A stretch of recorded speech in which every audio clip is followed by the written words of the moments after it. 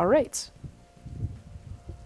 Awesome. Welcome to the Society of Concerned Reeves Tournament Reeving course, Lesson 3.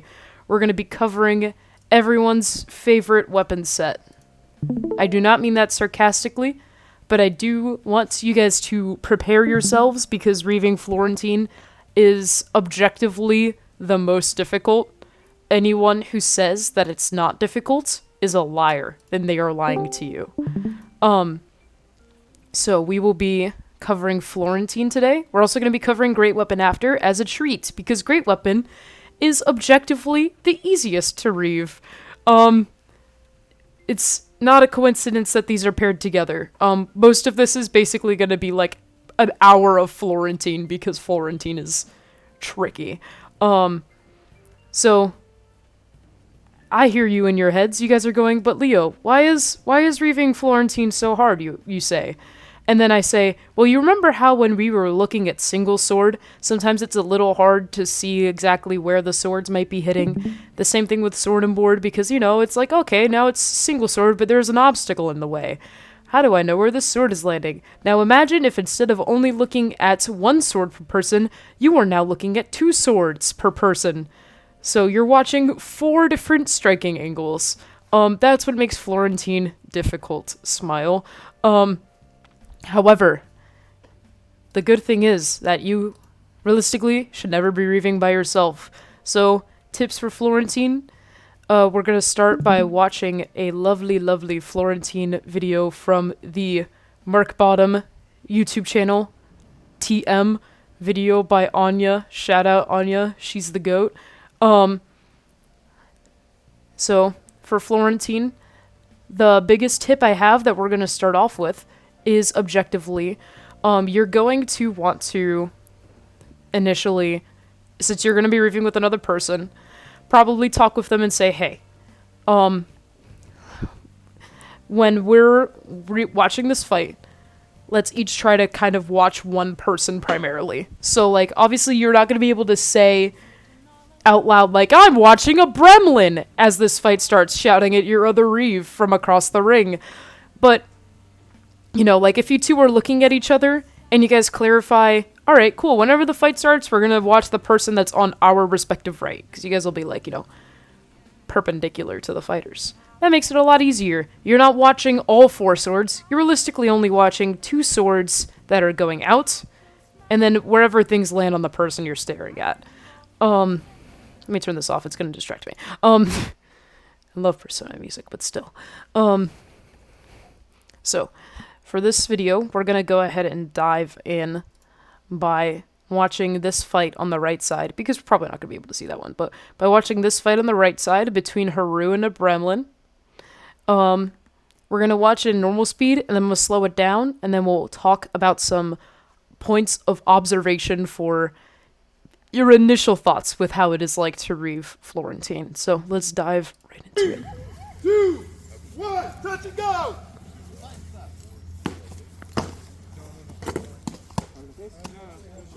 13! Alright, now we're gonna do that again, but slower this time. You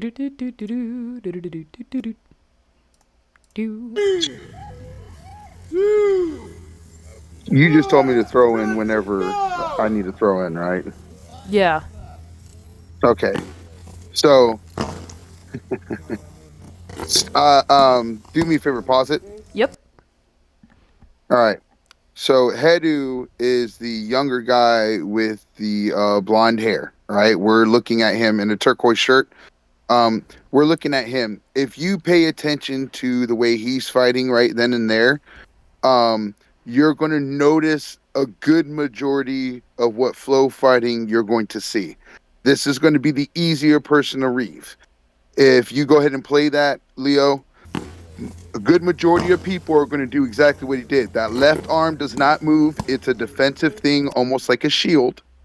And that right arm is going to be what's doing most of the action. Vice versa if they're left-handed, obviously. So when you see that, like I said, that's going to be most. But if you watch a Gremlin who's standing in front of him, a Gremlin is actually switching it up.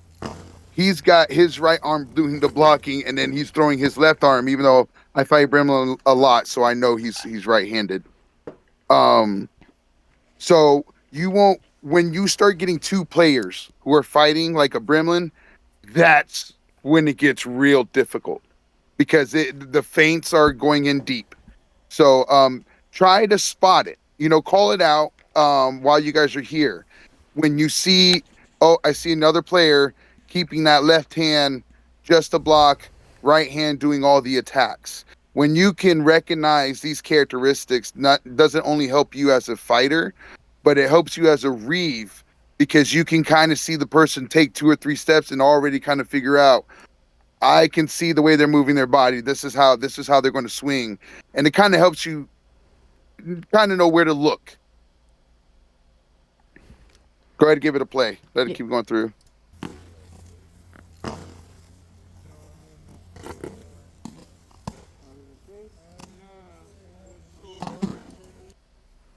Yeah.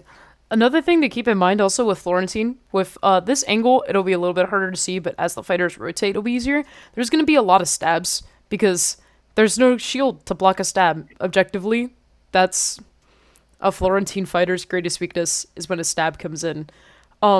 So one thing you'll have to keep in mind as you're reaving is to make sure you're at an angle where you can at least mostly see a stab. Because if I'm staring at someone's back like this, if Haru goes to stab a Gremlin, I'm not going to be able to see at all whether anything connects. So that'll be something important to keep in mind. This camera angle is actually doing a great job because the Reeve is right there to the left. That's Winsler from Emerald Crest. Cresthaven. And then Cresthaven. Sorry, yeah, you're right. Sorry, Cresthaven. I'm actually the exact opposite side of him at this match. You can see Cruel Shadow somewhere over here. I'm a little off screen. So as you can see, we're not getting behind them. What me and Winsor did, instead of picking a person necessarily, we were just kind of acting like a compass. You don't move that much because, as you can see, Ducky's about to walk into this ring. Ducky from Merkbottom is about to walk into this ring, and they're going to kind of line themselves up, just like the previous person, like Hedu. So that kind of lets things go. It's when they get in that back and forth match where they're dodging and bobbing left and right. That's where it gets a little bit hard because you got feet everywhere, body moving everywhere, and hands throwing everywhere.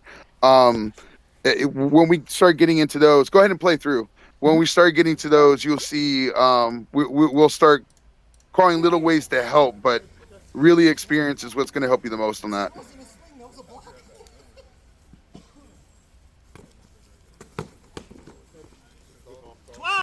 And here, we'll go back a little bit. See, you have 2 players using both arms. And here, we'll slow it down a little bit, too. There we go.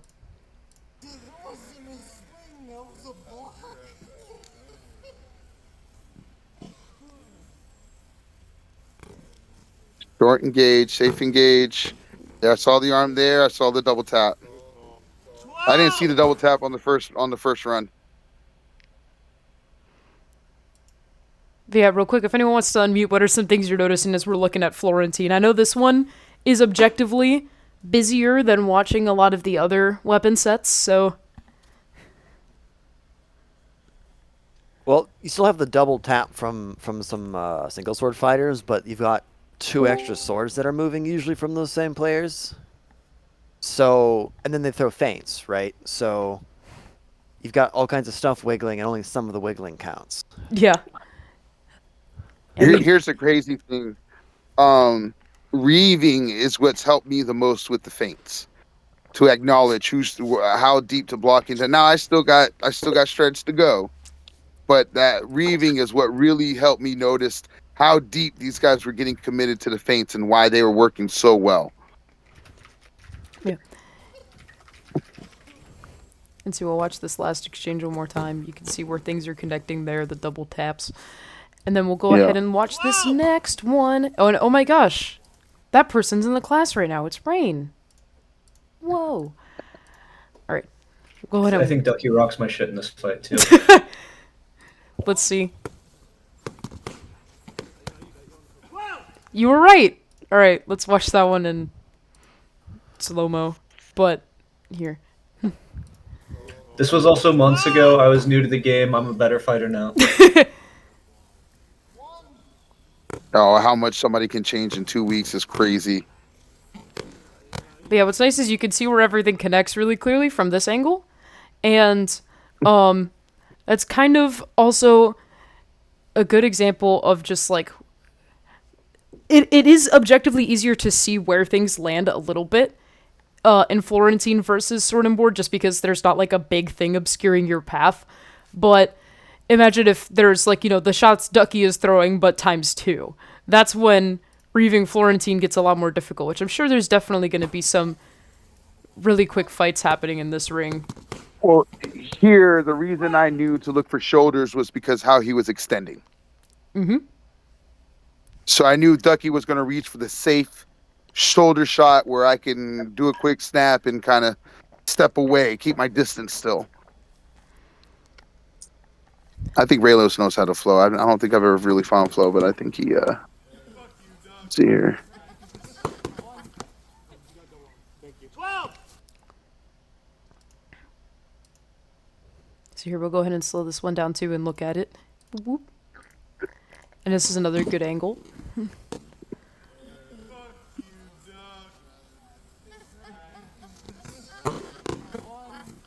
Yep. I didn't see that. Wow. 12.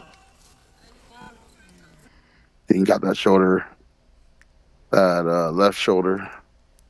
Yeah, you got it in the first exchange, right? Mm-hmm.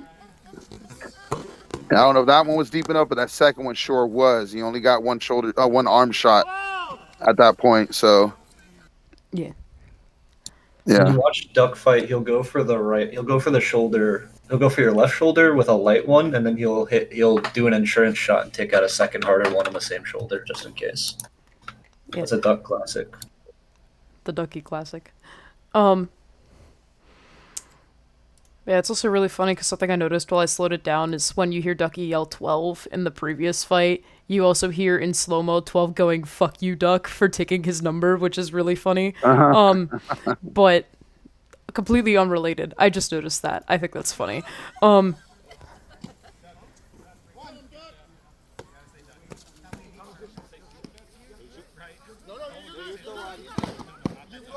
you got him, and then he got you later. Yeah, and let's go ahead and rewatch that real quick because one, good honor on Ducky's part, and two, she's also trying to call herself dead, and you see Krewl'Sol interject and be like, "Nah, you're good," and him and Ducky both explaining because like I'm pretty sure this is one of her first weekends fighting. That was her first weekend fighting. Yeah, so we'll go ahead and watch it in slow-mo real quick so you guys could see the exchange. Right there. Yeah. That was a good stab. Yeah, she gets the block in there and then get the little stab there. And I think from what I'm seeing, after she stabs is when he throws the shot and it hits her on the shoulder. But Yeah, he breaks right after.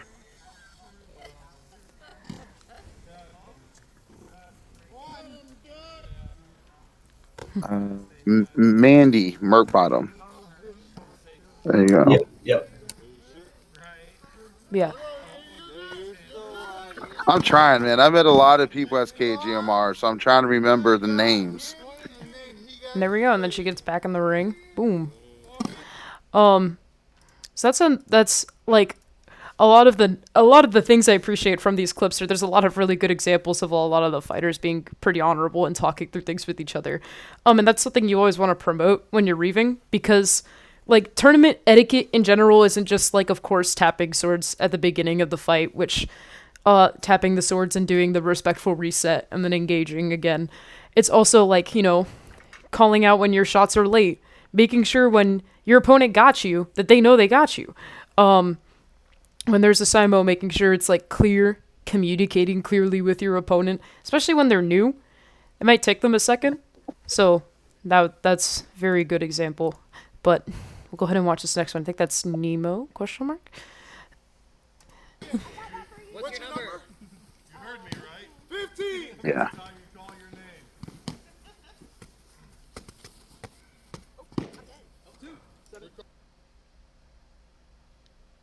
Yeah, here, and we'll go ahead and watch that one from the beginning. In slow-mo.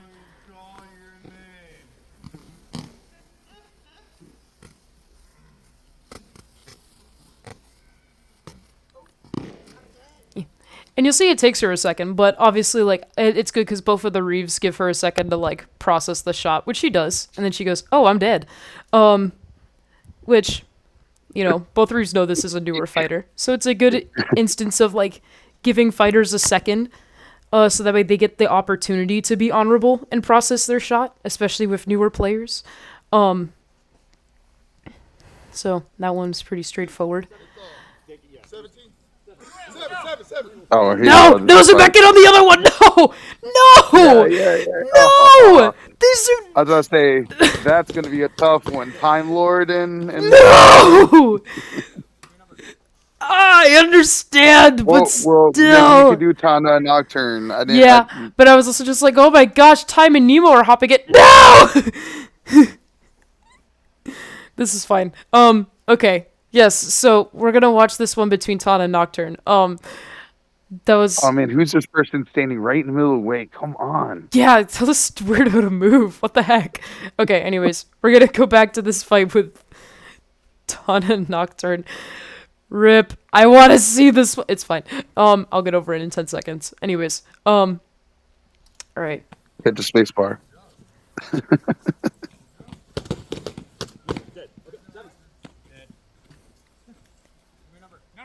All right, and we'll watch over that one again in slow-mo part 2. Keep clicking the wrong thing. Jesus Christ. Okay. Stab, miss. That shot Nocturne threw looked like it hit Tana's right arm. On the right arm, it might have, but it might have hit guard. Let's see. I did see what you were saying. There's a miss. Here's a shot. That definitely sounds and looks like it hit. Here, let's watch it again in real time for the audio.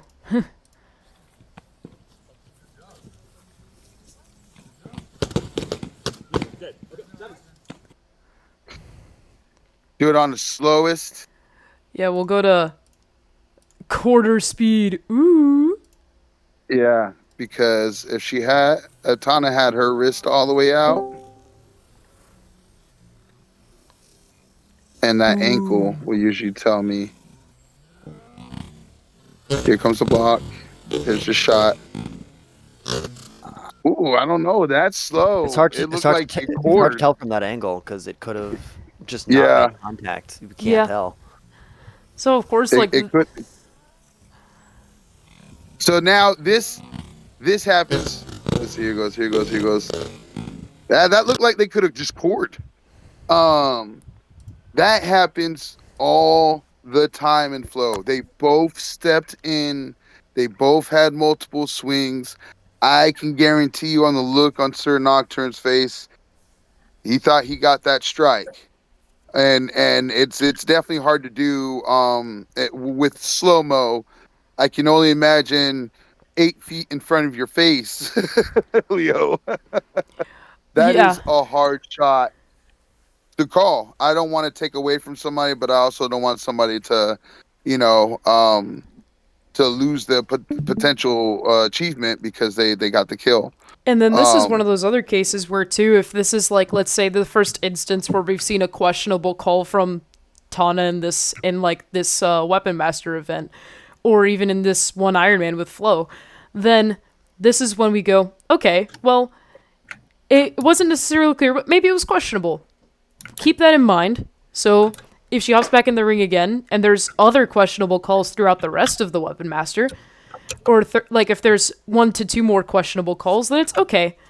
It's time to be a little bit more active. And if it's like something blatant, obviously, then that's a, hey, that got you on the arm there, didn't it? But if it's a thing where you're questioning it, but you can't super tell, it is okay to ask and be like, hey, did you feel a connection there on your like forearm or whichever? The stupid bug. Okay. Krewl'Sol, I think you were also gonna say something too. No, I was gonna say, with this kind of thing, it really you just got to go with your instinct. Um, when you have that call, just hey, listen, I saw a strike there.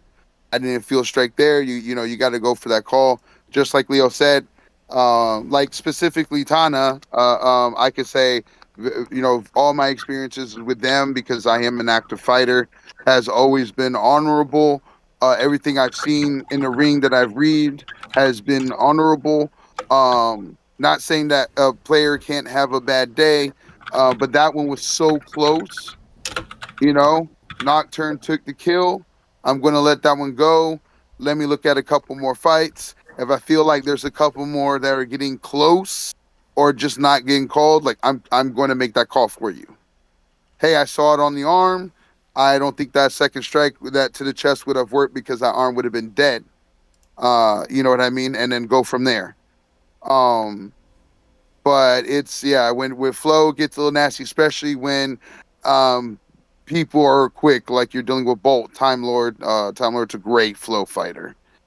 Um, so yeah, that one there. Honestly, after we slowed it down to a corner, it almost looked like they were connecting on cores, and her right arm was placed out. She positions her right arm further out to connect with that wrap, which would make me think she would grab it, but there's a sound there that makes me think otherwise. But it's kind of hard through recording versus being there in person.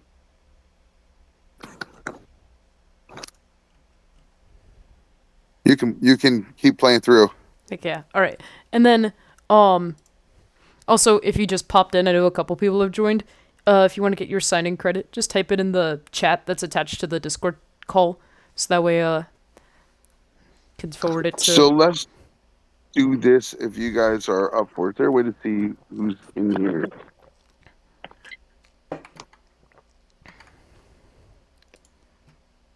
All right. I know we've heard a little from Rain and Sudoku. Why don't we get some more fights in there? And it would be really nice to hear some of you guys kind of give your initial, do it on normal play too. Give you like your initial assessment, what you guys see. There's no wrong answers. We're doing this through video and stuff like this. So just take that in mind. There is a difference when you're there and you can hear all the sounds. Yeah, that's one thing that, like, watching the video is nice because you kind of get a little bit of a clear picture because you can slow it down, but the audio is a lot harder to pick up on. The sound versus, like, foam on body versus foam on foam is so much easier to hear in person than over video, but it's still something to keep in mind in hearing the pops and stuff. Obviously, you're not going to hear a pop on a stab, but still. See, this next one's Tana and Diablos, so. Red Slime. Okay. Arm and Grace. 32.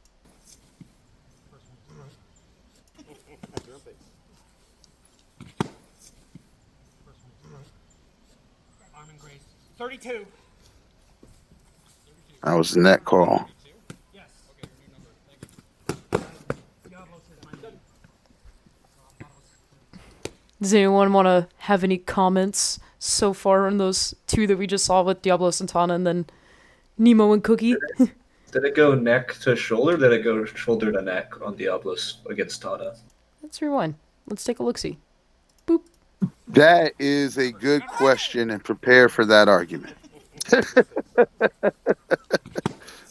Because it looks kind of shoulder into neck, but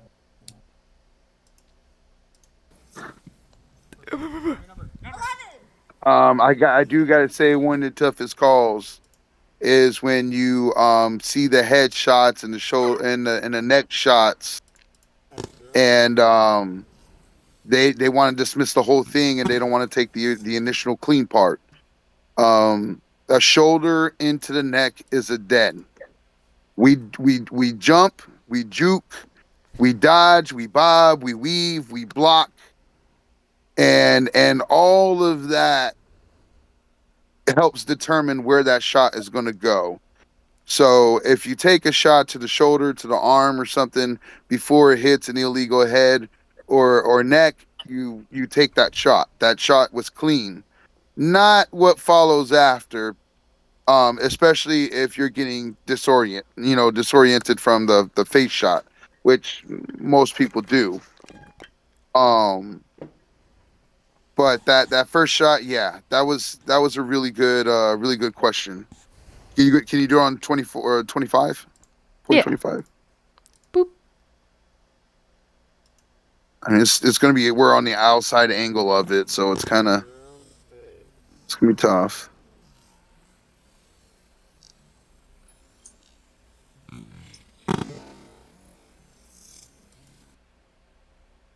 Nah, it doesn't look like it. I was just curious. Obviously, when you're in person too, it's a lot harder to make like a call like that because you can't slow it down. Yeah. Yeah, well, in person, um, I don't know. You get the brushing of the shirt. There, you pick up so much more sound. Yeah. Because then there's also, On, you can move to give yourself a better angle when you need a better angle. honestly, as you reeve, through recording it would be so difficult. But like, I don't know. I think I rely so much more on sound, and I don't necessarily have the best hearing capabilities. I've been by a lot of heavy machinery, but just like Leo was saying before, when you reeve, you get used to hearing that sounded like foam on foam, that sounded like core, that was a flat sound, that was a body contact sound. It gets a little bit more difficult between shield and body because a lot of flat shots are thrown on shields too. But I don't know, you hear the material rubbing. If somebody has ripstock, you can definitely hear the difference between flat body shot and hitting equipment. Like that ripstop makes a huge popping sound when it hits body. So there's like little stuff like that that really help you make your decision on there. That's why I say a lot of times your initial instinct on how you feel about that call is it's usually the right call, unless you see that other fighter who was also in the ring just like no no no no no no. I tend to let the fighters work it out first, unless somebody's not opening their mouth, then I interject. Go ahead and play and go on that one. That did look kind of high. Yeah. And here, then we can also look at this next one when it pans over to Cookie and Nemo's fight right here. Nice. Yeah, he does that outside. Yep. And now Worm. Two in.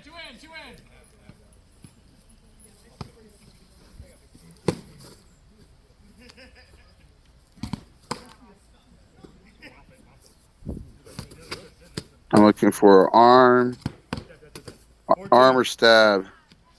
They're playing a distant game. See, I Nemo just threw that. Yeah, they're trying to open each other up so they can get that quick stab, that quick shoulder shot, or eliminate the other player's arm. No. Skip. I think his arm shot wrapped into a rib shot. Yeah, you can. Here, I'll slow it down a little bit. The connection you can actually see really well on the angle, so. See, they're playing distance, then they finally get into each Right other, there. and then boom. Yeah. No. Okay. And initially he calls arm, but then he's like, no, that was hip, which is great. He clarifies it literally immediately afterwards. So that was a very Well, good fight. all that would happen within a microsecond, but then you're looking at two pros, man. Those are two respectable fighters in almost every platform. Yeah. Number 20. 19. Yeah, Goldwyn and Worm. When they hold it down like that, that's either a down stick or it's going to be a shield. That's a sword and border. Yeah, that's outright expressing, I am not interested in throwing a shot with this sword. Yeah, that is a sword and border. There are some sneaky people who will try to throw it out as a down stick. I don't know anybody who does that. But most of the time, that's a sword and border. I'm just using this to block. I'm not. So that you already know that fight's going to be a little bit easier because that player is only going to be shooting with his right. Yeah. And then here, we'll watch it in 5-speed too.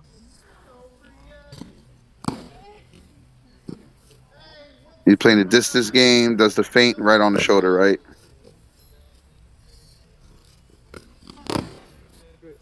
Oh, no feint, right into the shoulder. Here, 24. Should be eliminated.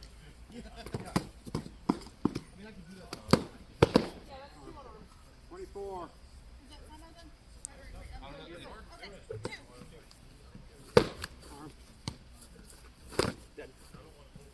Two in. Got the stab in there.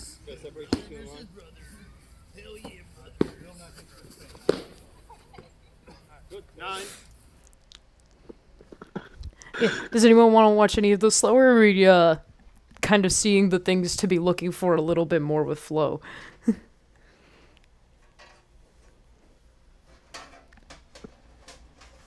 I'm gonna take those crickets as universal. Nah, flow's easy. It's super shrimple, said no one ever. Like, I'm eating dinner and watching. I'm eating dinner in peace. Yeah, does anyone have any questions before we keep watching a couple more? Do. That looks good, Leo. Okay, cool. Do. All right. Looking good so far. All right, this big of a height difference between Ducky and Vincent. I'm usually looking for fishing stabs. Yeah. Fishing is I'm going to use my reach, like I'm throwing a fishing pole, casting, I believe is what they call it, casting. And then usually I get you to react to the cast, and then I go in for the stab. Yeah, so if you watch how Vince throws this. So here's that cast, stab, cast, stab. Man, he just he just threw a whole combo of them.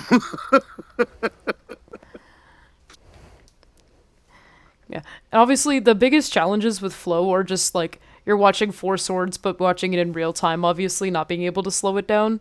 So that's where trusting your ears is also really important with Florentine. Emrys, notorious flow monster. He is a flood monster, man.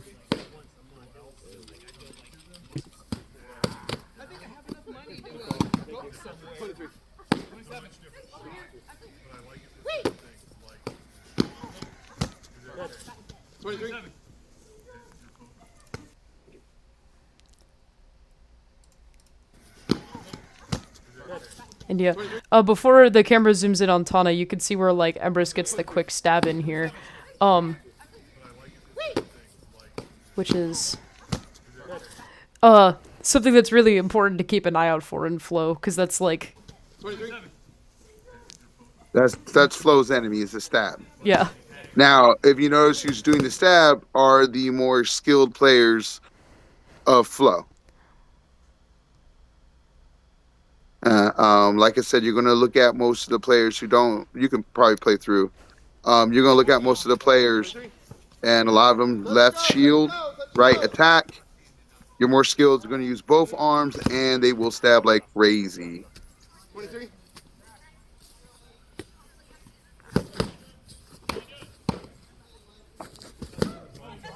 That was nothing. 14. That was supposed to be. Okay, 7. 14. Good call. 7.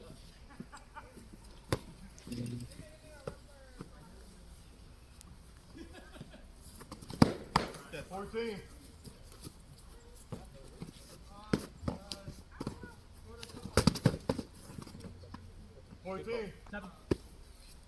While we're cycling through some of these, what's the next class, Solgaleo? The next, like, overall, or the next, or, like, you mean, like, with Great Weapon today, after this? No, not the overall.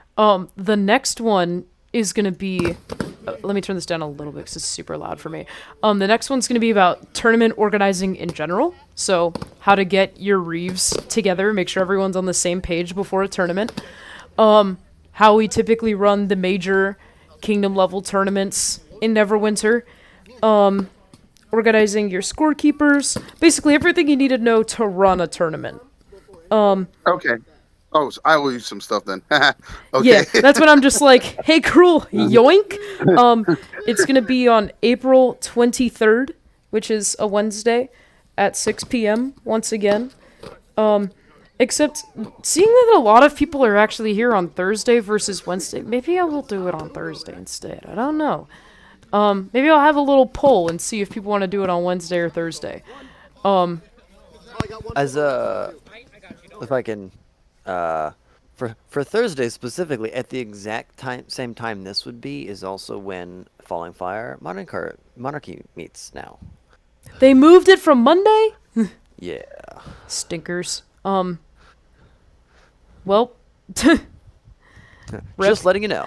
I also realized that, like, a lot of the people who wanted to attend were Burkbottom people, and I think also Darkwater peeps, and both of their fighters' practices are on Wednesday. And so far, I don't think anyone has messaged me saying I can't go because I'm at fighters' practice. So I will consider this a win. I seem to have found the one day that most parks don't hold fighters' practice. So maybe I will stick with Thursdays. I'll just be in both at once. It's fine.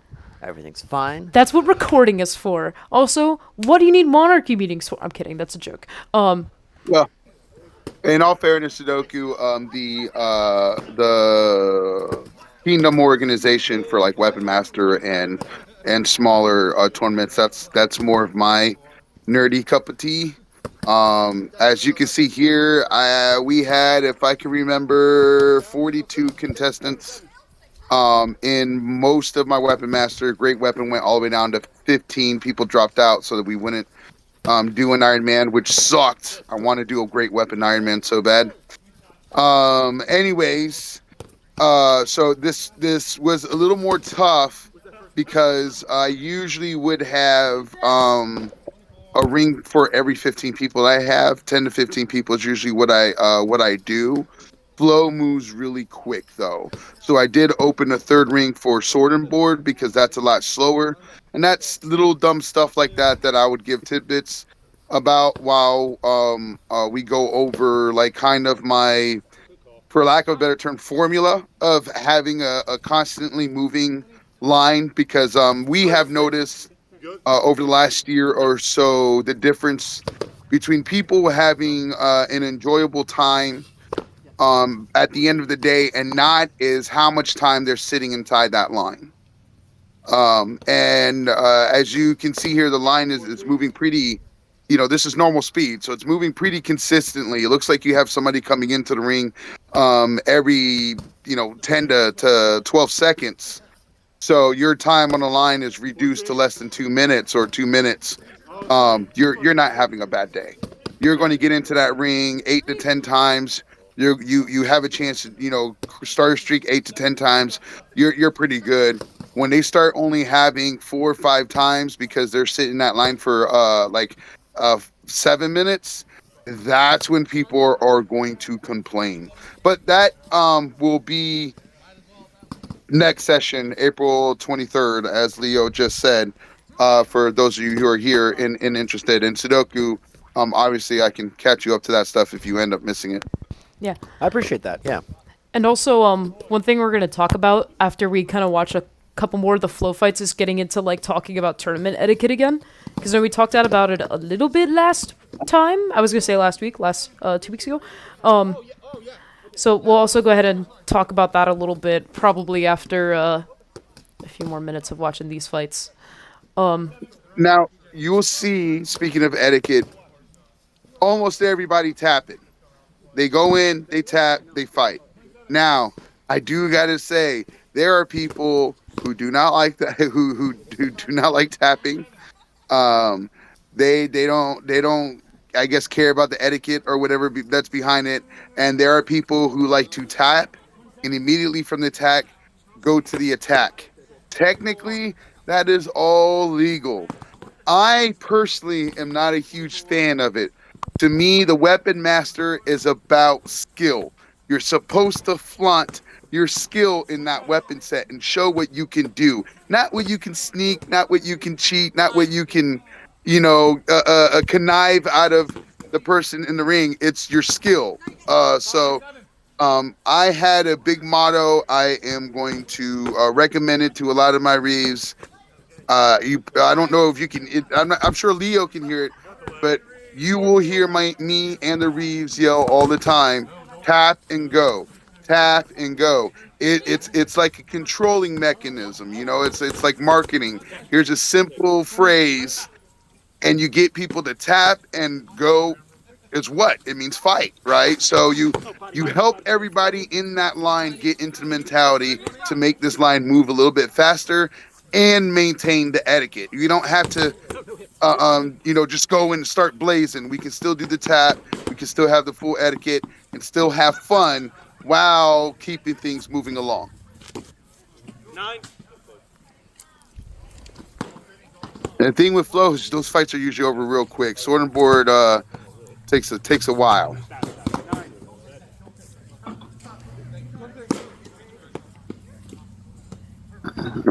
Renzer is doing a good job just maintaining the spot. I'm over here flying around.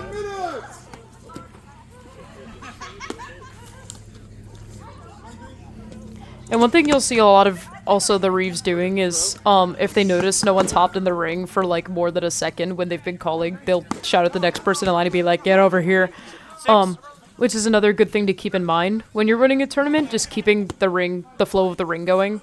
Especially when you start getting later in, people will get more sluggish when they're going to get into the ring, and it's like, all right, we gotta keep it moving. Which is why sometimes you'll see there will be one person designated to literally pointing people into rings to make sure that everyone's going to the right place, especially when there's like more than 2. So when there's only 2, it's a lot easier to see when a ring has opened up. When there's like 3 or in some cases 4, like at Spring War, they had like a 4-ring tournament going on. It can be a little bit harder to see when a ring opens up, especially if it's across the field from the line. You alright? 854.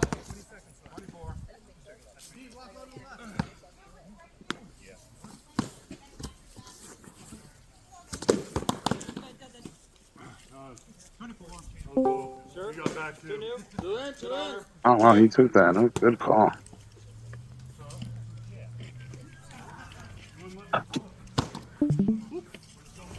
No, you got first. Don't take that. Yeah, take that. And yeah, also good communication there too. Go, you're holding line. Sorry. I'm not. Oh, fucking hell. Oh, keep doing that. Do it. Go back on that one. Go back on that one. Yeah. I missed how Perrin got him. Oh, it's watch this side of his body. Yep. They first right at the same time. Gotcha. And it's also really funny because you hear Peach afterwards go, "Damn it, I keep doing that." Which is funny. It's a run by, but he doesn't bring his right arm down for the block. Yeah. Which in normal speed again. Yep. Yep. I'm making the same mistake. Good take. 17. What was that first one? And Joe. Good. Arm. What's your number? 17. Second one in time? I'm here for you. Arm. 17.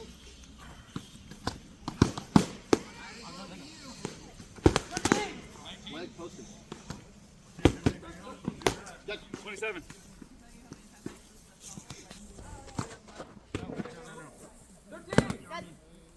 27. Hey, buddy. Nice job. Good fight. 27. Oh my god, there's Krewl'Sol.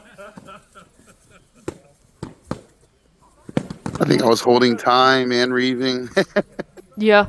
I think it's funny because in, like, I think it's single you can see me scorekeeping and reeving, which unfortunately sometimes happens, but hopefully since everyone's here for the reeving class, it will not be a thing in the future, because everyone will get to give their full undivided attention to reeving and or scorekeeping.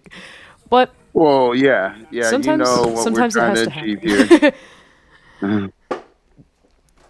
It's not bad for the park, so you guys keep that in mind. You know, if you got somebody who's scorekeeping or doing that at a park when you got, you know, less than 20 people or whatever, completely understandable. You Yeah. know, but at our Kingdom events where we're having the last event, 53 participants in the Weapon Master, we are expecting something equivalent for the next one as well. I mean, that's great. This is phenomenal. But we want to make sure everybody's having fun. We want to make sure everybody's getting in the same rules. And in order to do so, we got to have those awesome people called Reeves. And we don't want to burn out people too. You know, I could tell you from KGMR, oh man, I had to take a break. You know, because I wanted to fight. You know, so I don't want to burn people or lose people in the game because they feel like they're just volunteering and stuff. We want to give out options and still make it fun. So I'm looking forward to what this group is putting together and achieving. 19.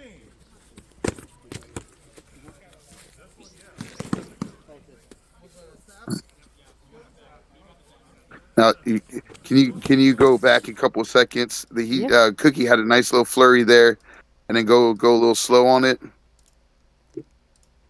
Whoop, whoop, whoop.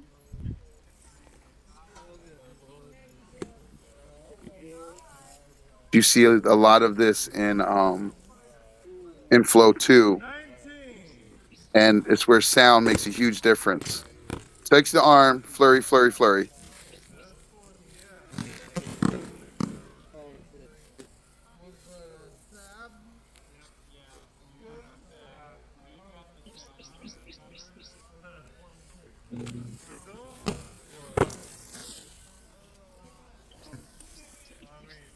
And he called a hit there. Gotcha. Yeah, here. And if we want to watch it again in normal speed real quick. Just the slow motion. You got the staff. Yeah, I feel it. You got it. But this flurry, you get a lot of this here. You'll see he's going to do a stab and then a flurry, flurry. Right there, right there. And it's funny because I think both their covers are ripstock, because you can hear the noise of them sliding on each other too when they connect. Correct. Ripstock is one of my favorite covers because the sound will tell you the story. Okay, you know when they connect to body with Ripstock, it sounds completely different. However, Ripstock only lasts like a month of fighting, so that's why you only see him in these tournament swords. Oh, that's that kite material, right? Yeah, that's not making Yeah. good stuff. The one that sounds Yeah, like yeah, you're yeah, yeah. literally rubbing a kite. It is. It makes a nice popping sound, which is why I like it for the game. Like it's hard. It's easy to distinguish what has been hit. Compared to like Because of that material, but it doesn't last long. So I can't advise people to spend so much money on a cover that's going to last only a few sessions. But yeah. How is everyone feeling about looking at Flow so far? I know I said it's like kind of the hardest to reeve in my humble opinion, but it's not too scary. I can see why it's the hardest for sure, but it's a matter of staring at it and getting used to it. Plus, you've got two people ideally. Yeah, like hardest in air quotes because realistically with practice, it's not going to be ridiculously difficult. The more you're watching it and the more you are looking at the fights happening, the more you're going to get used to what you're looking for with any weapon set. Florentine's just another thing to practice with. Like for me, this was the biggest learning curve, also because I fight Flow the least. So me personally, when I was learning how to reeve, I even tried picking up Flow a little bit because I was like, I have to figure out what's happening so I understand what to look for. And it just has for me it had the biggest learning curve. I know for some people Reeving Sword of Board has the biggest learning curve. But let's see, we'll watch a couple more and then we'll take a small break to talk about like general tournament etiquette, and then we'll move into Great Weapon. So actually I'm gonna leave this playing for a second while I run and get my food because it just got here.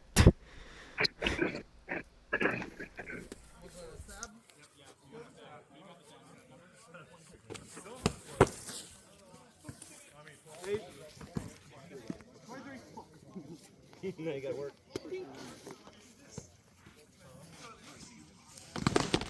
Now would have had to get this now. Okay. That stab would suck.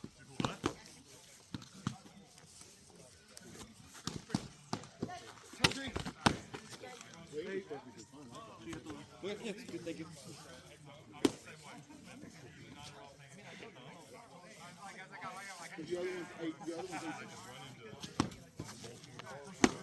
Oh, no.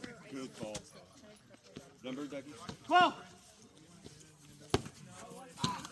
Participants, we are at 5 minutes!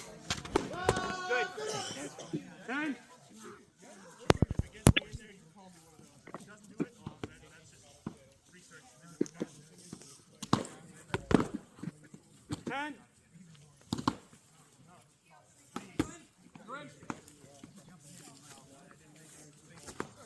There you go.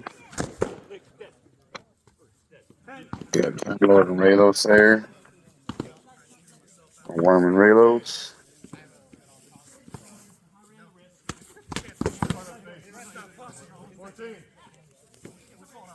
Good call.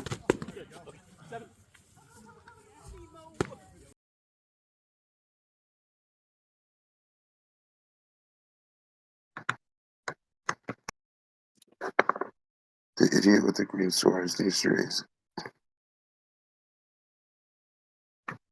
Ace card.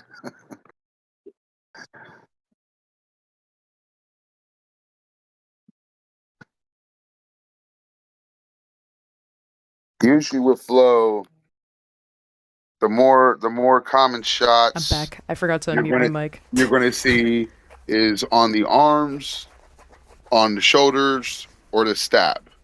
You will get rib shots, obviously. You're going to get any shot that you can get off on somebody, but those are usually the ones you're going to see the most. They want to keep their distance, so they go for the arms, or they're prepared to go all the way in. And usually stabs are opportunity. It does Alright. seem a Flow lot is a lot easier of to reeve if you're just watching one person. Especially with the really fast fighters where you just see like a blob of 4 sticks in the middle somewhere. Well, Like, I mean, I'm right not now watching it's a that. I'm blob. watching 2 of them. Right now it's a blob. Right now it's a blob. You start flowing, you start reeving, and somehow your brain just starts processing all of it faster. It's a little weird, but it really does help. As somebody who actively fights, I'm telling you, man, it will change how you not only see the sword movement, but how you start noticing how people move.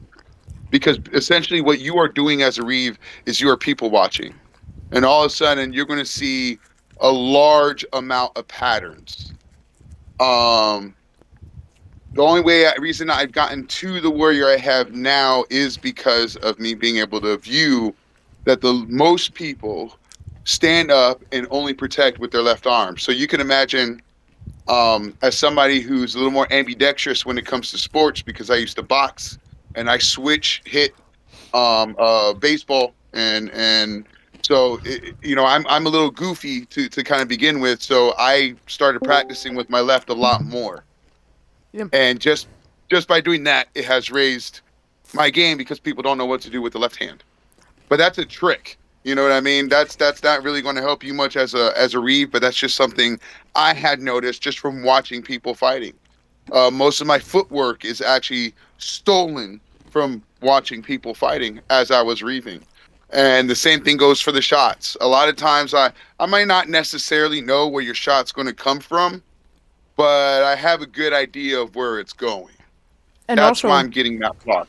just like with fighting, when you're practicing like taking things into muscle memory, reeving is less so like muscle memory, but just pattern recognition and learning what to look for and exercising that muscle, because no one just starts out being a fantastic reeve who is able to dictate everything, because you learn things from both a fighter and a reeve perspective. That's why a lot of the really good reeves that you will see are really high level fighters, because they know like what shots look like and sound like. So the more you're kind of engaging in both sides, you will be able to see a lot of the patterns a lot easier. And also just practicing. Like, I sometimes will just watch over like a bunch of random fight videos and practice it from a reeve perspective, especially if I haven't been reeving recently. So like when I took a small break from reeving, because it's all I did for like 6 months, I was like, all right, I need to re-warm up my muscles. I need to just get back into the groove of reeving. But since I'm back and it's about 7, so we don't go too late, we're going to go ahead and talk about tournament etiquette. Then we're going to dive into this lovely Great Weapon video, also from the Merc Bottom YouTube page. Which, random small side tangent, the Merc Bottom YouTube page is in fact fire. I don't know who the primary uploader is, but there is so much stuff getting put on here all the time. It's pretty much Altana. Yeah. And like I see a lot of it is like also like I appreciate that all the video credits are there, but like the fact that everything is like there's so much here for you to watch. There's like the Battle Master tournaments, the archery tournaments. I think one of the Valkyrie tournaments is on here. Yeah, all the tournaments from mid-rain. So I'm just saying, if you ever get the time, just watch through this stuff.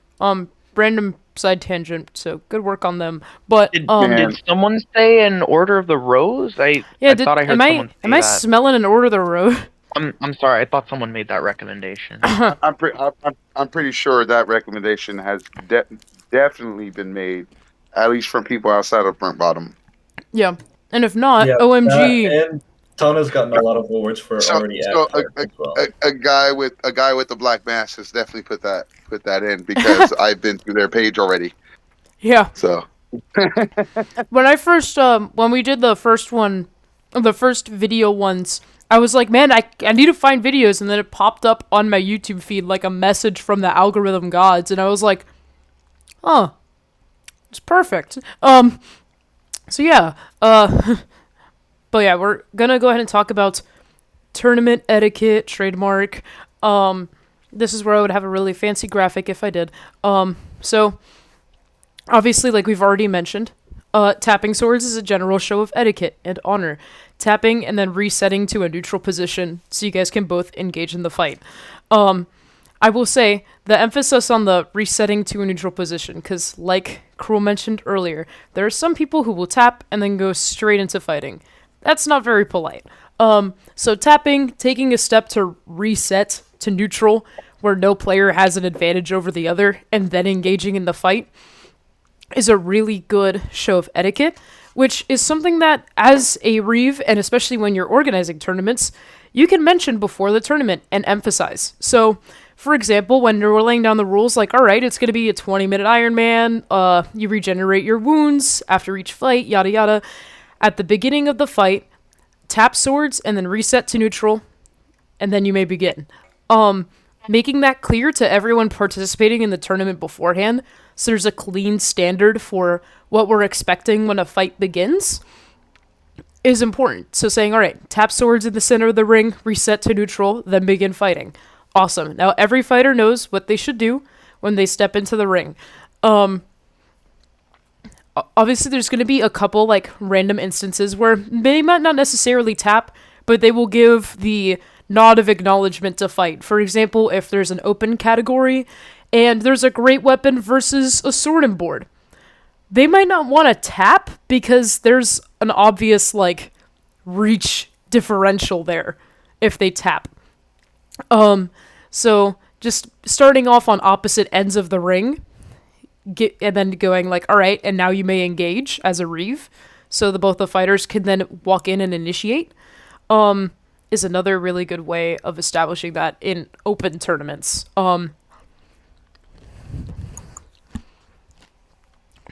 Same thing can also...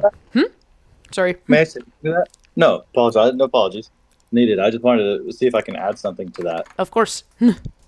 I'm okay personally with people coming in and not tapping, but there's that kind of like tap, no tap, and it's just the same thing. Like when you meet somebody, do you shake hands? Do you not shake hands?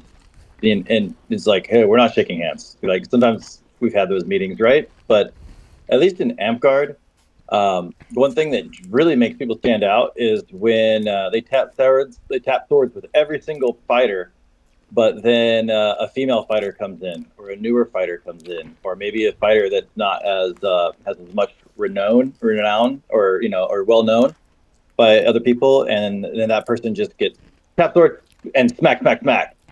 It's really just kind of like sometimes it really shows that fighter's inner dialogue inside their head and what they think about women or maybe people of a certain minority, and it kind of really, at least for me, it's not very knight or noble like for people to do that.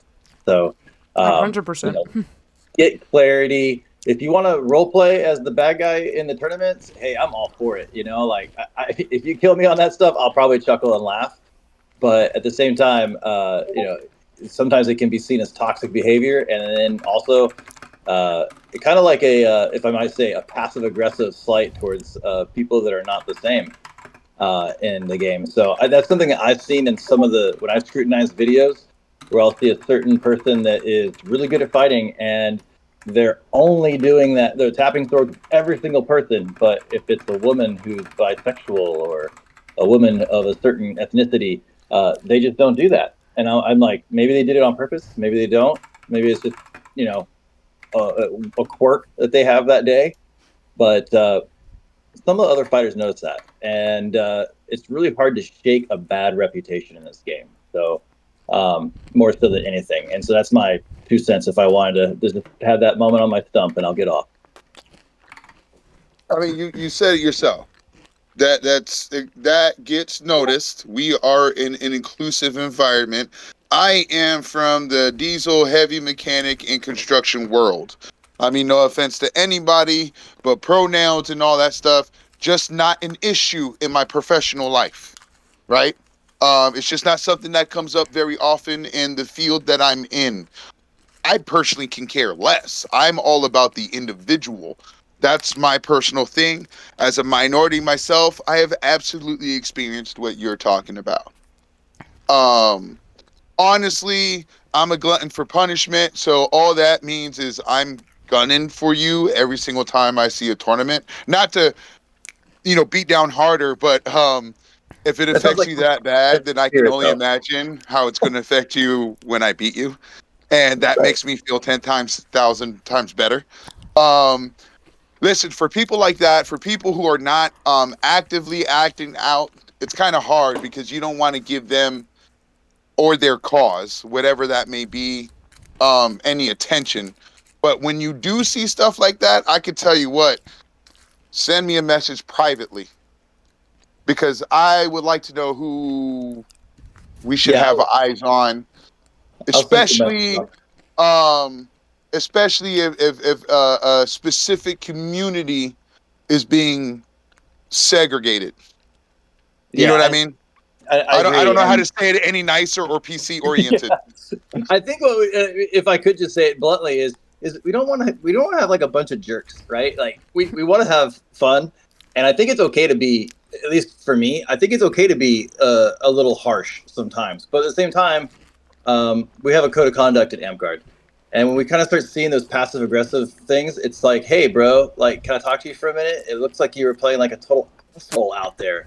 You're like, yeah, dude, I'm totally asshole. It's like, yeah, I get that. Funny humor, dark, humor, or, maybe politically incorrect humor. But to dial it back for a minute, yo, bro, like people thinking you an awful bigot, and you need to like maybe is that what you're aiming for? Because they're talking about your behavior, and then that just kind of builds a reputation to where that fighter goes out and maybe they make a misstep and they make a mistake and they go, well, they were kind of bigoted towards this person, and they're like, oh yeah, they probably were, and it's like someone that shouldn't be kicked out of a game or shouldn't be suspended gets suspended. So I know I'm kind of like maybe stacking the cards really high on this assumption of what could happen, but we really want people to be involved and have fun, like of all types of people, but then also just respect for each other. So I find it funny when people say that person's not ready to be a knight, or that person's not very noble, or that person, we shouldn't knight that person. And then the person who's saying it is the person being a total jerk and acting like a total asshole. And you're like, yeah, you're the moral standard in Amtgard. Yeah. Okay. Listen, one, I not can you tell personally, you, but somebody. Yeah. You specifically, Krewl'Sol, how dare you? Hold on, what? Not a knight. Not a knight. Not in that group. So I know it's not meaning, but no, listen, there is, for lack of a better term, there's a paradigm change right now that's going on in Amtgard. Okay. Right. And before COVID, Amtgard seemed to have been a lot more competitive, if I'm being nice. Mm-hmm. Now let me be honest with you guys. I wouldn't classify myself as a stick jock, because I do more than just fight, and I do more than just battle games. You know what I mean? But I would say if that wasn't in the game, I probably wouldn't be here. Because that is what the sport aspect of it is what grabs my attention. So I tend to understand where some of the stick jocks are coming from and stuff like that. Personally, I think quite a big group of us are and not just personally. There's actions being shown, as there was a survey that was just passed out in all of Amtgard to start defining what a knight is. Now I've only been in Amtgard, associated with Amtgard.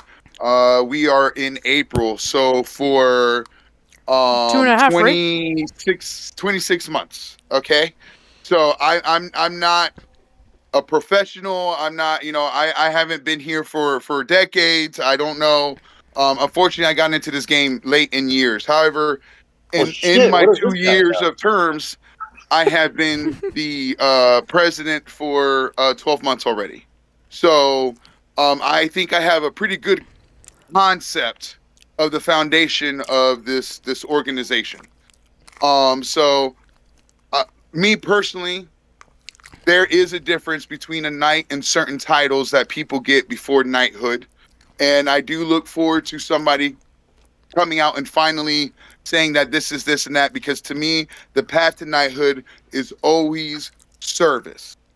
You could be the best person in that ring. Every single time you show up to a tournament, you win. You take all categories. You have won 39 weapon masters in a row because you are the best of the best when it comes to fighting. That does not make you a knight. In my opinion, that makes you a warlord. You are awesome. You are amazing when it comes to fighting. Okay? Now, the knight is somebody who goes out there and starts teaching other people how to elevate, how to become better, how to improve themselves in either being Reeves, fighting, whatever aspect in regards to the weight of the sword. That's what a sword knight would be. If you are a knight teaching people to be better at their class, to smith games better, stuff like that, that is a battle knight to me, because they're teaching people how to make the game better. And they're teaching the next generation not to do it on your own, but this is how we did it. Now you make it better your way, because that's usually what we want from every generation, no matter what organization we're talking about. We want the next one to come in and do better than what we did, you know? And right now we're moving away from the sport jock kind of mentality and into the more community kind of mentality.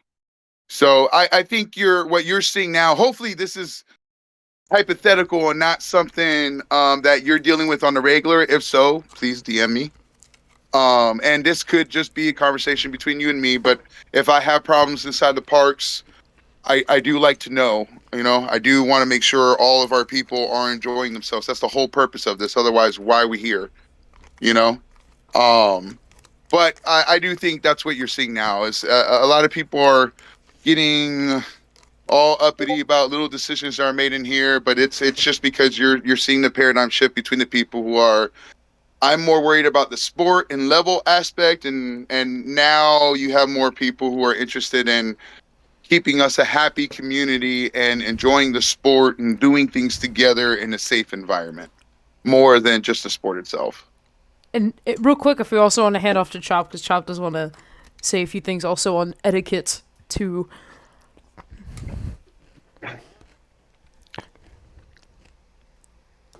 Well, he's muted, but when yeah, there we go. I'm here. Get to the chopper. Hello. Hello, we can hear you. Am I audible? Hello, chopper. Right, sorry, I'm outside. It's a little noisy out here.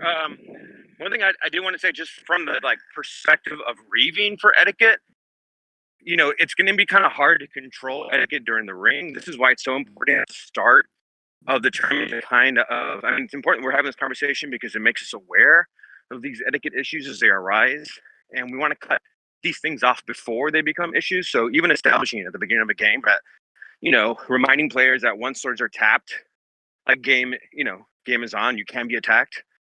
You can expect, some people might try to get a quick attack on you. So, these are things that we can announce at the beginning of the match as a professional reeving courtesy to our players to remind and to get everybody on the same, level field. Once we've warned you that this is a possibility of a tap, then the onus is on you as the fighter, as the player, to kind of remain engaged and remain aware that this is under constant. This is a constant reality or threat. I think also establishing other things, if you want to avoid that condition altogether, letting players know that, resetting players once a match is won, one player to the end of the ring, the other player steps in the end. You can say engage, you can say, about match on, whatever, fight on, play on, to get the match going. But I think from the perspective of Reeves, we can kind of bemoan the etiquette, and I think that's an important conversation to have. But to kind of focus us on what does etiquette mean for us as Reeves? It means making sure, and our ultimate responsibility is to make sure that there's a fair trial, a fair competition, that everybody's under the same rules, under the same observance, on the same reeving intensity, and that most at the highest that is equal playing ground. So for etiquette and stuff like that, I think it's important that we set those conditions at the beginning, so that we can establish that equal and fair starting ground. That's pretty much what I wanted to say on tourney etiquette. Thank you. Yes, thank you. And then Chav also reminded to talk about Simos and Florentine. So we're going to go back to that real quick. We're going to backpedal real quick, because I'm goofy goober. And I wanted to see if I could find a good instance of it in here, but skimming is a little hard. However,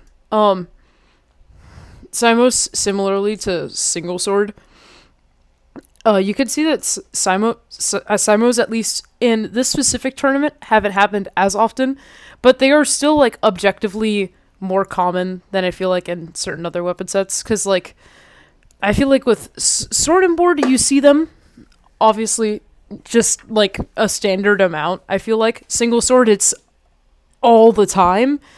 In Florentine, it's somewhere in between those two. You still see them a lot, and it's always something to keep in mind, because you're going to be looking at 4 different swords in motion, typically, especially between high-level fighters. So watching for a Simo is going to be a little bit more difficult, because then it's, you're relying on one your own eyes checking which shots are in time, and 2, the fighters to be recognizing their shots being in time for when they're swinging at each other. You'll see a lot of instances actually in this specifically where sometimes the fighter goes to call a Simo and the other person tells them, no, my shot was not in time. So I think this was actually a good one where I don't think it ends in a Simo, but I think this was one that was close if I remember, or maybe it was another fight with these two. If I can just add really quickly about Simos. Yep. And then I'll yield. I think not to harp too much on the difference, but I do think that basically Florentine and then single sword. Florentine is the most, I think, common Simo that you'll see. It's pretty close with single short. They're pretty close to it, but I think because of the inherent complexity, it's even harder for Reeves to catch the kind of timing on shots because there's two, like Leo was saying, each player has 2 up to 4 swords that are swinging simultaneously or within near simultaneous movement. So it is important, I think, within and while you're weaving Florentine to have or try to have as much of an understanding of timing and of the sequence, right, of which shots are thrown first and which shots are thrown late, right? That can be the difference between a Simo and a non-Simo. Oftentimes the person who's on the losing end of a simultaneous engagement may begin to attempt to argue for the reality of a Simo, and this is something that Reeves can help clarify in terms of the timing and whether or not shots are thrown into motion. Remember that a shot that's thrown cannot change direction, so you cannot has to be kind of a straight. Once a Simo happens, the shot has to kind of keep on its regular trajectory. Once it changes kind of direction through your bodily movements, you rotate your wrist, you rotate your shoulder, it's kind of considered a new shot in motion, and therefore it is considered late. This is kind of how we make decisions, even as fighters, whether or not a shot that a player threw was late or was not late. So like wrap shots will almost always be considered late because the wrap usually happens at the very end of the shot after the initial shot is thrown. So there are little kind of minutia and nuances like this that are, once you understand, will help you really kind of finesse your reaving to be able to see when these shots are thrown and the timing of these shots so that you can help kind of adjudicate the Simos. But Simos will be just a huge reality of Florentine. Yeah, that's my 2 cents. Thanks. Yeah.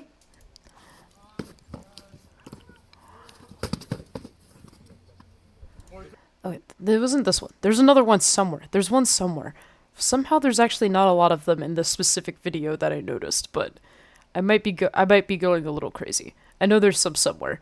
Oh my gosh, I didn't know Facebook had this. Not Facebook. I didn't know YouTube had this. I've never done this before. Let's see.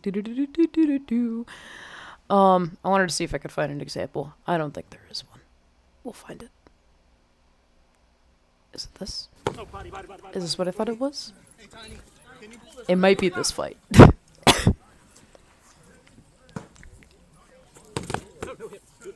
Never mind, no it's not. Fuck. But yeah, if I can't find an example, then I guess that's fine. We'll find examples at some point. I think the brackets are posted. I imagine there's Simos in there. We'll look for those. But let's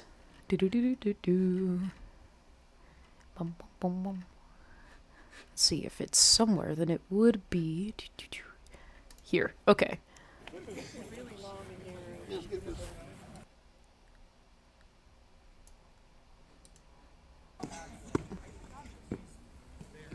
This is the single. Where is the flow? I want the flow. Give me the flow. There we go. Okay. Sweet.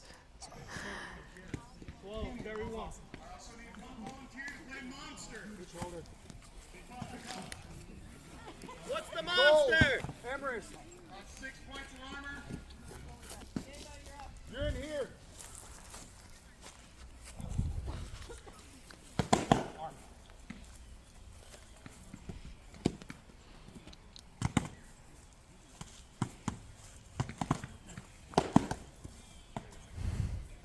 So here, I think they have a Simo back here, if I'm viewing that correctly. So we'll go ahead and watch this fight between 12 and Time in the back here, real quick.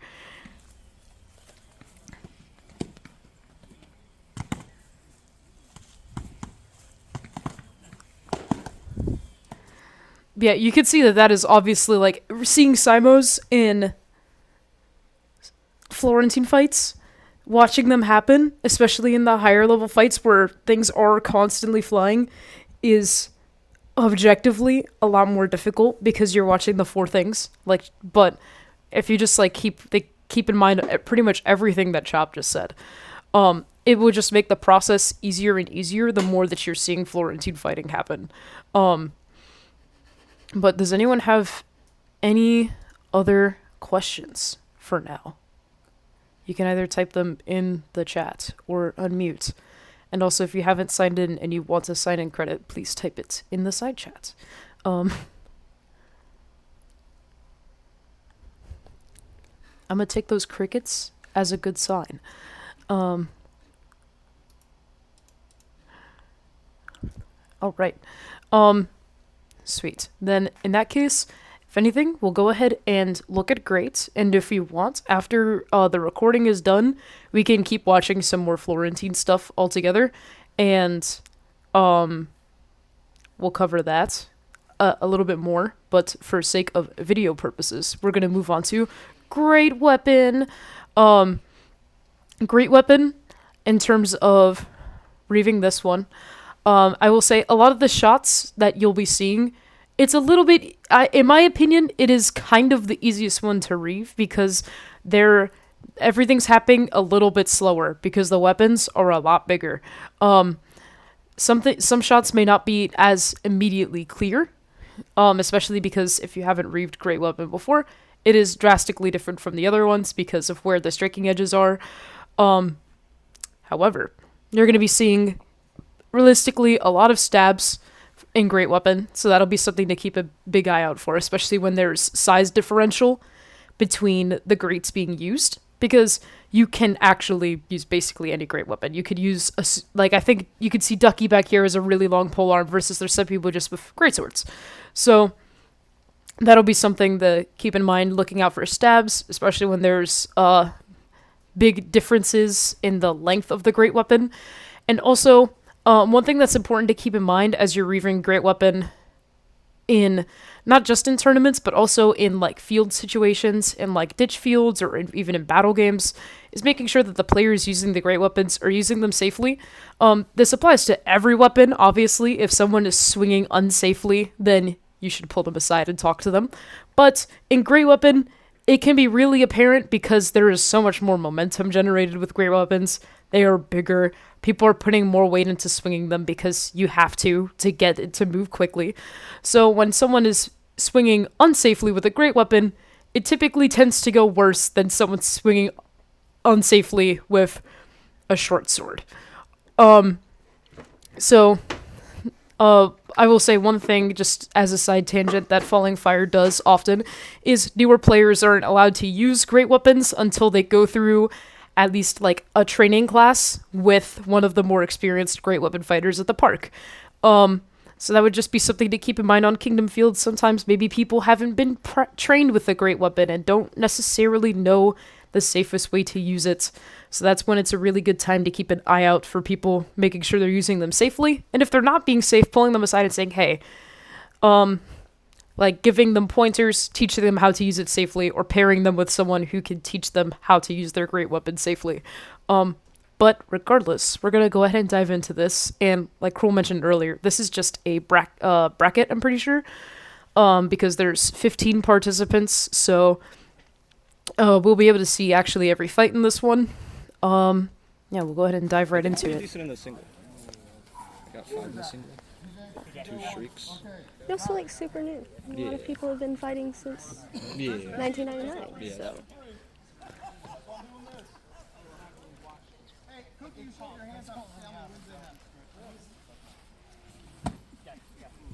Carry 2. You want third? You want third? No, it's all right. Okay. And yeah, also real quick, that little conversation they had at the end there was PJ asking Atticus if he wanted a third, Atticus going, nah, it's cool. That is something that in Neverwinter tournaments is a thing where if one person wins an exchange 2-0, they could still fight out the third fight. If the person who already lost the 2-0 declines, then the person still carries 2. However, if they want to try to like either break the streak or also just get another fight in, then they can fight out the 3rd fight. I know that sometimes it is run differently depending on who's running the Weapon Master. In some cases, they'll say, okay, for instance, if the other person wants a 3rd fight and the person who won says no, then they still move on, but they lose that like 2 streak. So that is just something to keep in mind. It can be different for every tournament. Sometimes we don't do the 3rd fight. It just depends on the individual, but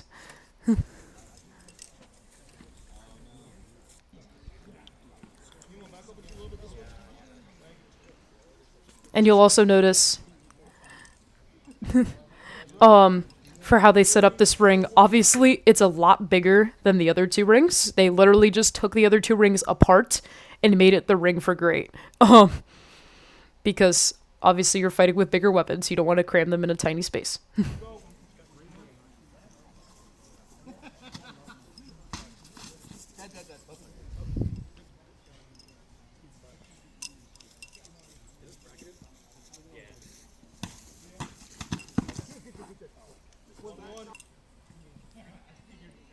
I also closed signups at noon, so.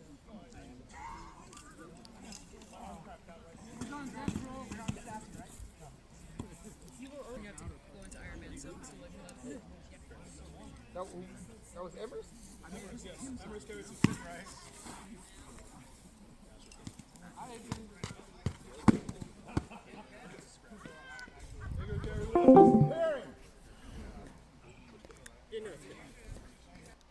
Discord, hello? What was that? The stream ended. They disconnected me. How dare they? That's rude. Oh, I didn't, Chop. I didn't realize you sent a message in the chat. Chop, talk about Great.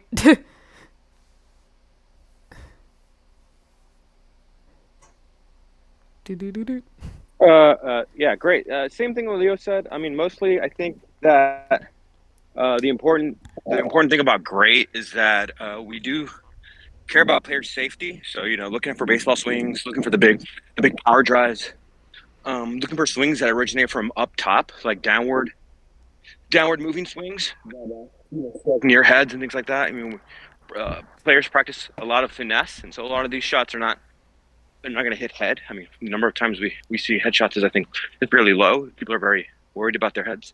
But nonetheless, just keeping track of these things. You're looking for patterns, not necessarily any single kind of moment or event of kind of maybe semi-dangerous play, but for just a pattern of dangerous play. The other thing about Great to be aware of is that if you're doing a lot of thrusting, stabbing motions, you are going to get a lot of glancing shots that kind of, what we call kind of bra cuts, that kind of pass through, what some people call butter shots, like you're buttering toast. So a lot of these shots can look, especially if the person fighting with a spear or using their Great in any kind of spear-like way, thrusting way, a lot of these shots are going to look like contact. So it's important to have multiple Reeves from multiple angles so that you can see the way those shots are landing, whether or not they're landing as slashes or if they're landing as thrusts, and so there's a lot of glances that wouldn't count. I think that's kind of the most important kind of element of Great. My own kind of 2 cents is that Great should really split between kind of open Great, which is pretty much dominated by 8-foot plus pole arms that stab mostly, between 8 and 10 feet, and then kind of Great Sword, which is kind of 6 feet, between 48 inches and 72 inches. We should be a separate kind of Great Sword category. Should be separate in its own. If we can start running those, I think that would draw in a lot of belt players, a lot of dag players, where red is, kind of Great Sword are dominant in the sport. That's something to think about, just as a community, or maybe even as a group of Reeves.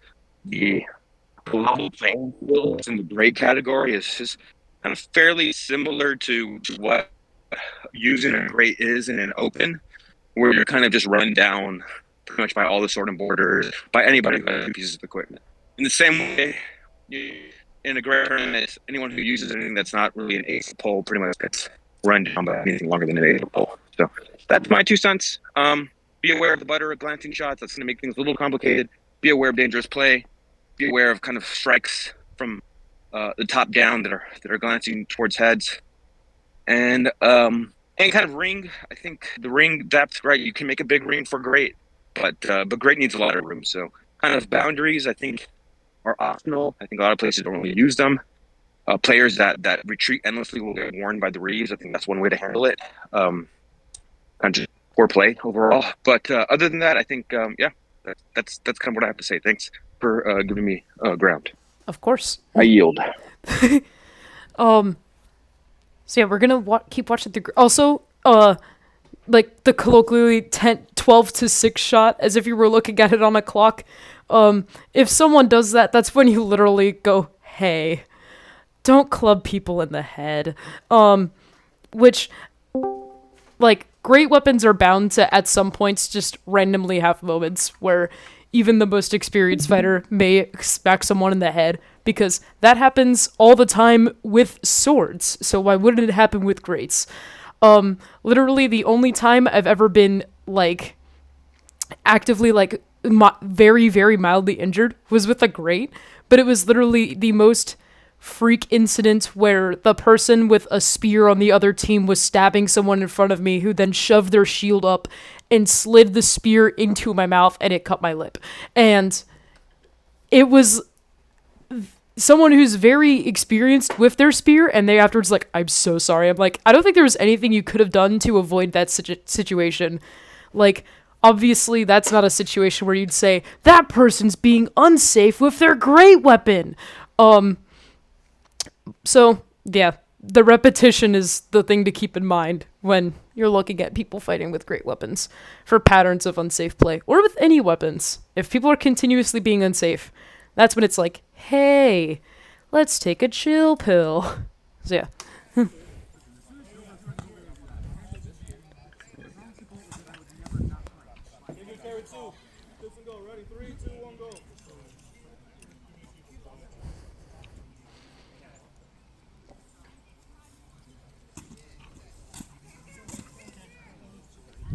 I'd like to add to that, if I may. Yes, of course.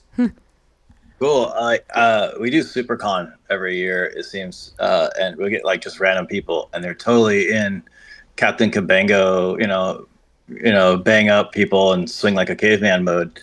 And it's like, hey, sometimes you don't know who you're talking to, because they might have some kind of thing going on with them, right? That you didn't know. And so just be really polite with those people, especially if they're new. Sometimes we get people from other games and they think that they can grapple. We've had people out at the Shifting Tides field that like straight up tried to like tackle Cookie, and it was hilarious, because if you can imagine someone tackling Cookie, who's a very large and robust man, like that's kind of funny. And what Cookie did was defend himself and just kind of push the person away, and it was kind of funny. And we had to have a conversation with that person to say, hey, like, don't do that. Like, this is how you play the game. And sometimes that's that really helps that player out, even though if they're coming from a place of ignorance. So like sometimes just like acting like they don't know anything and being polite from that place is kind of helpful. If they're rude and condescending about the help you're giving them, then they probably shouldn't. They're probably not mature enough to play Amp Guard.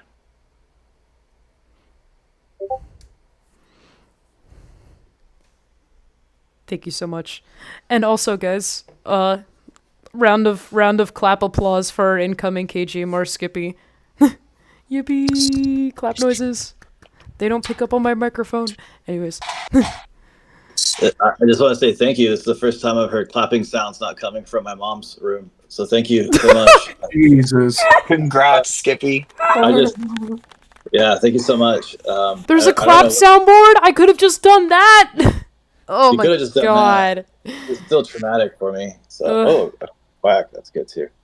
But yeah, so thank you so much. I just want to make Amp Guard more fun for everybody. Is that a fart? That was great. Oh my god. No, that was the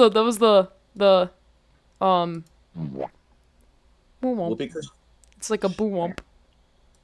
A funny Skippy fact is every year around graduation time, like around this time, I purposely email my American history teacher and I say, "Hey, I still think farts are funny, Mr. Horseman." And he's like, "Please stop emailing me this every year." So yeah, farts are hilarious. This is so beautiful. All right, we're gonna look at a little bit more of these great videos. Also, it's really funny because if you hear Cookie telling them to start at the beginning of each fight, you can tell in his voice that he wants the Weapon Master to be done so bad. It's really funny. I went to the dentist today to get the bottom retainer re-cemented back in. Oh my god. Because of spring ore, I got hit in the jaw, and a piece of it popped out. And I was eating a peanut butter jelly sandwich on Tuesday, and the rest of it popped out. Oh my god. Moral of the story. Please watch how you swing your fucking poles. I beg of you. Yeah, literally after Spring War, I think this was just a weapon construction issue and not a player being unsafe with it inherently issue. Someone swung at me with their like green pole arm. It was a short one, but still. And it hit me like just above my elbow, and it was literally bruised for like 2 weeks. I was like, okay, that's super cool. And they didn't even swing like super hard, I think. Like they swung like kind of normal force, and it just hit, and I was like, I feel like I just felt the core of their weapon like club my elbow. That sucked. But that's ooh. You know what? I'm writing this down. When we do the tournament organizing thing, we're also going to talk about weapon checks. And yeah, we're going to talk about that, which I may call upon Furt for. Yeah, I was going to say, you should have Furt help with that, because that man's going crazy. No, I know. Which is... I'm like the co-lead of weapon check, and this man has done 99% of the work, so give him roses, not me, is all I'll say. Oh, I get more reasons to ignore rain? Say less. Aw, man. Anyways.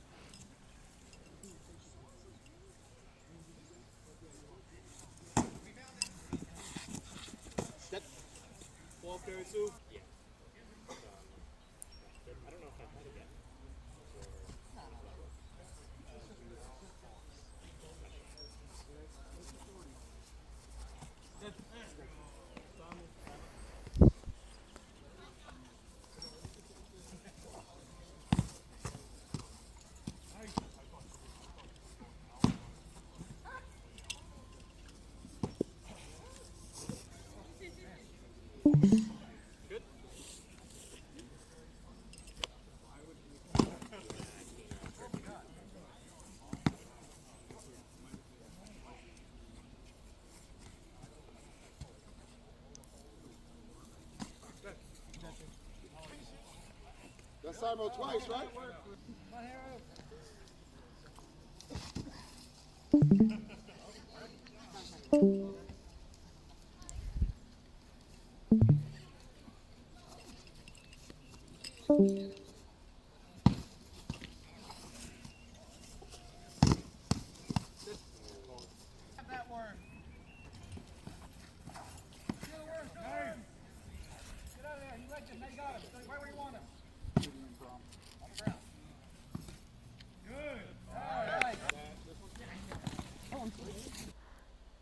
Yeah, real quick, just random side tangent. This is one of the best, like, great weapon bracket fights I've seen in a long time. This whole fight between Worm and Haru. Kind of crazy, actually. My goodness. I kind of want to watch that again. Guys, let's just watch this from a Reeving perspective, and definitely not just because I want to watch this entire exchange again. Where does it start? Oh my gosh, this is a long encounter. They simoed like twice. Yeah, they simoed twice. But just like it's a very good exchange. Like their whole match, the whole round, I guess is the better way of saying it.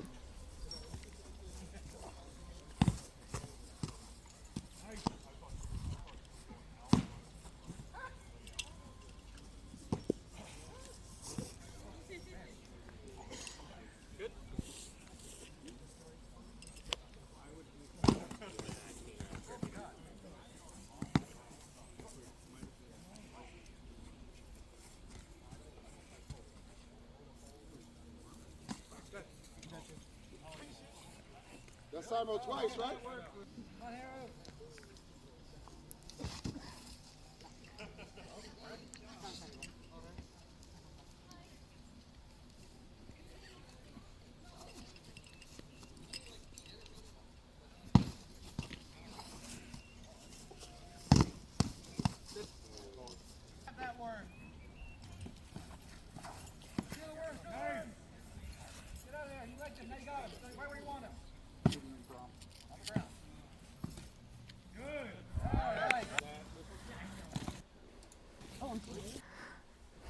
Yeah. So, yeah, I guess you guys will be noticing, like Chop was saying earlier, like, a lot of the shots you're going to be seeing, like, there's going to be a lot more stabbing. And, also, one thing you'll notice, that I will say is something that, like, grazes happen a lot more, and also, you're not going to be hearing as big of pops as you do in, like, Sword and Board. So that's when paying attention to the noise is, like, a little bit extra important, because it's not as, like, loud and blatant, especially with stabs, because you're not going to get a pop with a stab. It's a stab. You're not going to hear the stab. You're going to see the stab. Although you might get lucky and hear an oof. Yeah, you'll probably sometimes hear the from them getting stabbed. That happens a lot. But yeah. That's why I also wanted to follow up Florentine with Great Weapon, because Florentine is super busy, and Great Weapon's a lot less busy. That's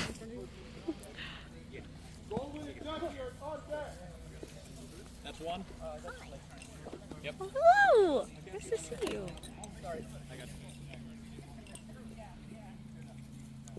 I see only two of Krewl'Sol's family. Yeah, the other two stayed home. That's fair. I had to rebuild one of the rooms actually because they didn't put wires where wires needed to be, so I have to fix all the technical.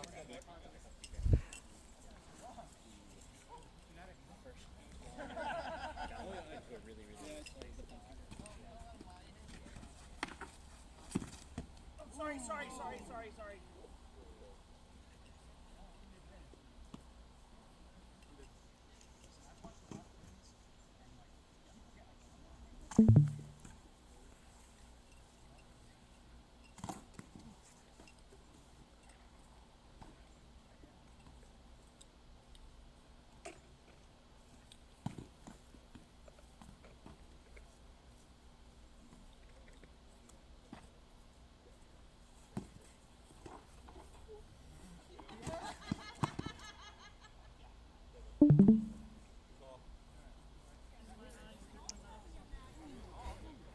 The good thing is this one's pretty quick, so you can watch this whole thing.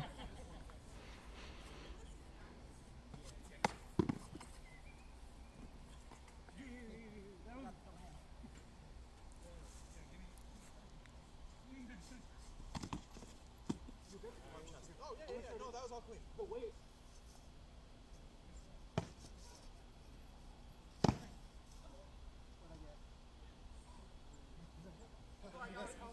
That was good. Happy.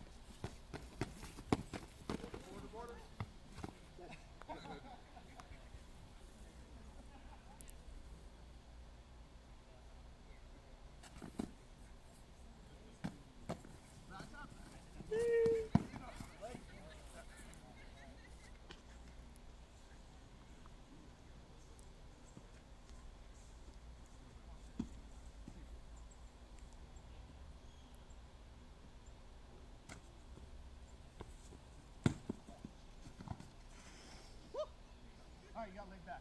Just so you know. Okay, yeah. That's him. Alright, so how are we feeling about Great Weapon, guys? Do you want to either say something in the chat or unmute? I feel like Great Weapon's objectively kind of a little bit more of one of the straightforward ones.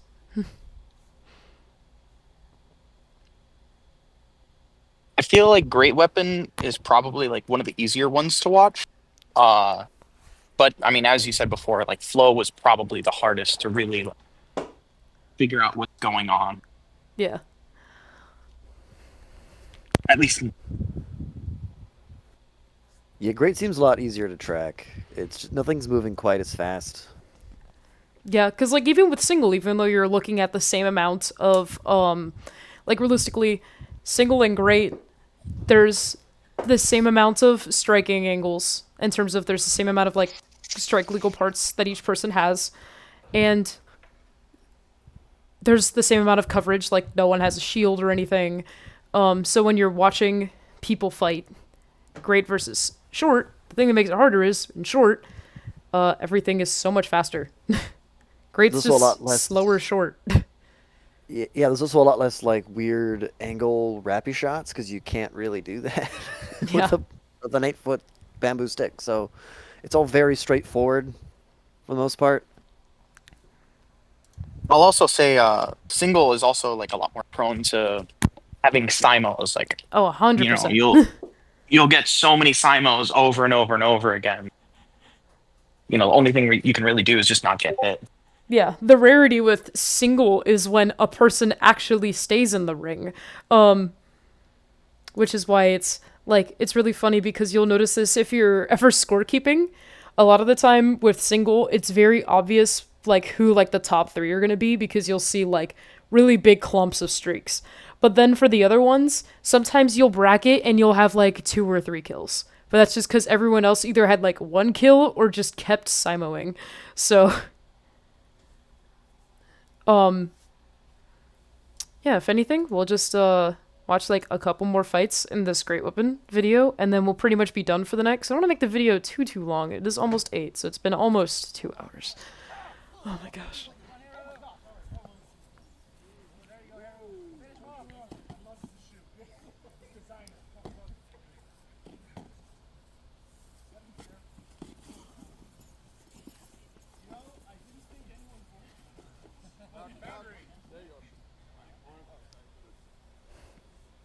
That was arm on him.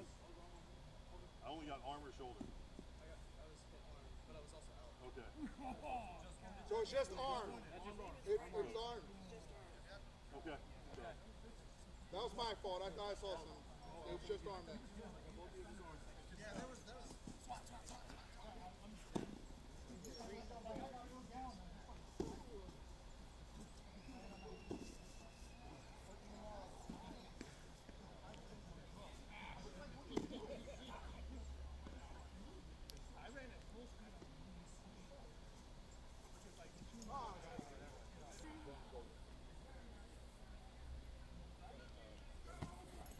Good.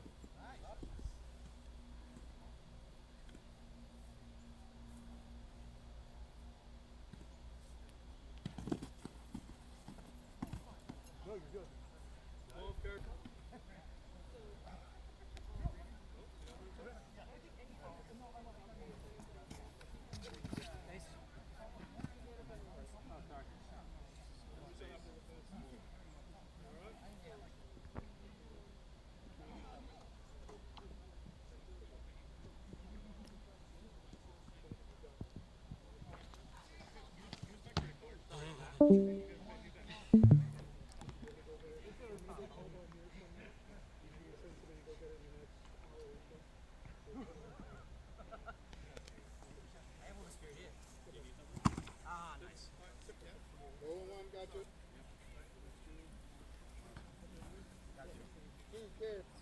Supposedly it's close.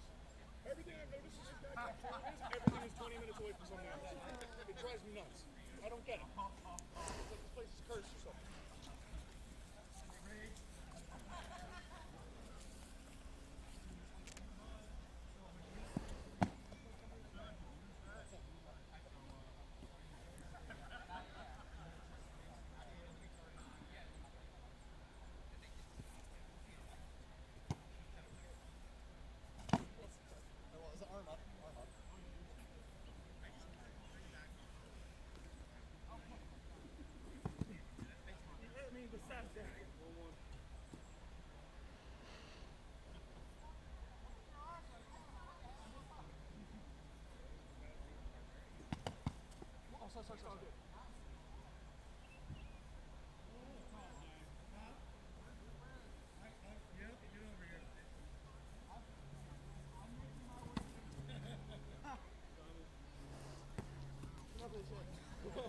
Yeah, other people want to fight, guys. Hurry up. Ah, nice. I'm sorry. It's okay. Move more this way. Move more this way. You guys have all this open area.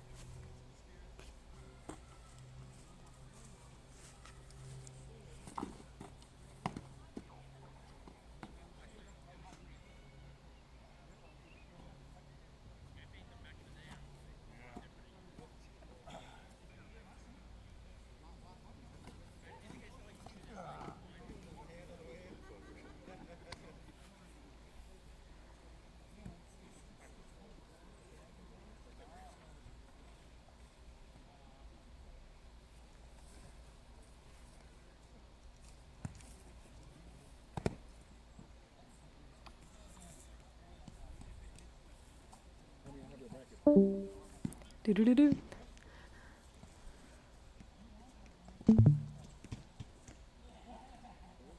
No, go away!